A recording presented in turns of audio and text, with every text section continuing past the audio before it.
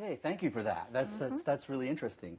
So tell us a little bit about why did you call that Summer Palace? Once again, a programmatic piece. It seems like you can't get away with that. Here it is, your own composition, but you're still giving it a title. Was that just out of habit, or do you really thinking of the Summer actually, Palace? I think giving a title to a piece or to a song is very difficult. But this one is a very special piece that I wrote. I wrote it when I was in the States, recorded in Italy. But the whole time I was really missing home. And I'm from Beijing, and my favorite place when I was a kid was the Summer Palace. But my favorite time was actually in the winter time. Because summertime there's so many tourists, and rare to get to enjoy the full park.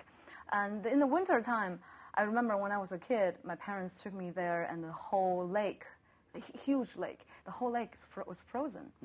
So you could walk on the ice or ride your bike, cross the whole lake on your bike. Because when I was a kid, Beijing was much colder than now, so the ice was pretty solid. Global warming. Because Beijing will never be that cold again. Maybe. But it was really a sweet memory that I had, just remembering the Red Tower and from the Ming Qing dynasty. And although it was gray, but I was really having good time, just having the whole park, having the whole lake for myself, and riding my bike across the whole lake. Yeah.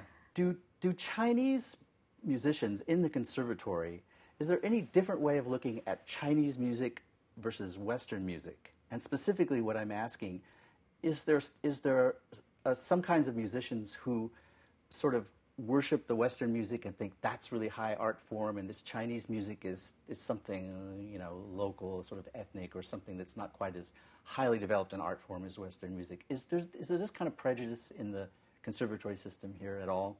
In China? In China. Yes, I think it's probably in China more than in the West. Yeah, in China, when I was a student, and I think the country had just come out of a long time of a difficult time, so everything that's old or from the old China, and people didn't like it, and then they want to be accepted by the Western society by learning and catching up with what's going on in the world.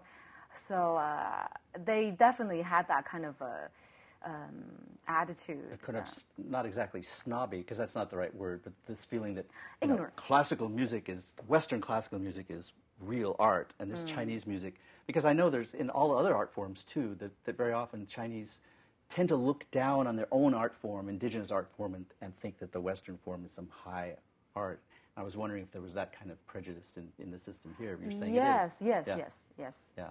I think it's getting better, but there's still quite a amount of people who probably think like that. It's really, I think it's not really people who want to think like that. It's just the history has made it.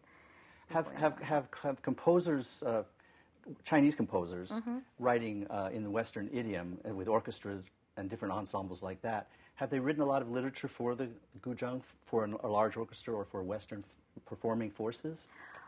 Comparatively, not as much as Western orchestra ensembles.